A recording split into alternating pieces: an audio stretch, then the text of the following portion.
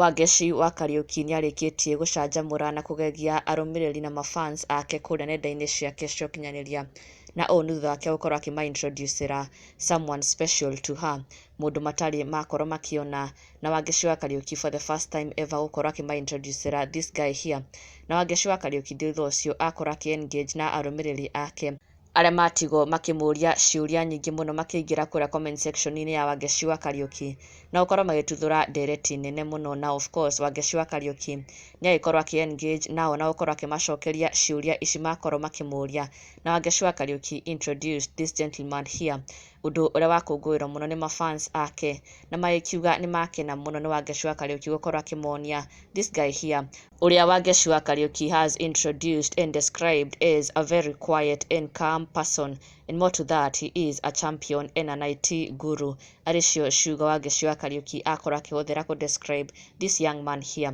Na niho Wangechi wa Kariuki acoka gũkorwo akiumbũra who the gentleman is, agĩkiuga firstborns have seen it all, they look at others enjoying the fruits of the goodness of God, wanashangaa but they know it took the hand of God. Tondũ tiga nĩ Jesũ ma tũngĩakuire tene woi.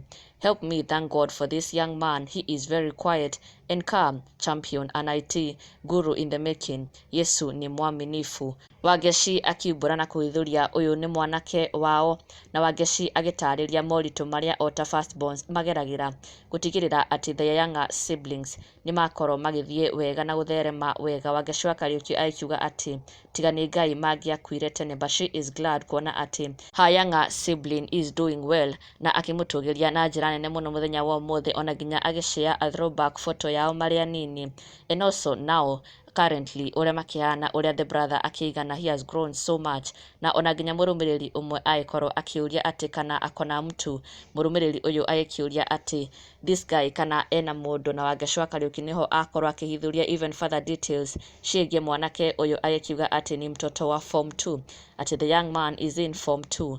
No mafans nĩ magĩkena mũno nĩ Wangechi wa Kariuki gũkorwo akĩma-introducera her younger brother ũrĩa arakiuga in form 2 but is an IT guru and also a champion. Na ndũgakĩriganĩrwo gũ-subscribe for the latest and trending Kikuyu celebrity news. Never miss an update. Subscribe now.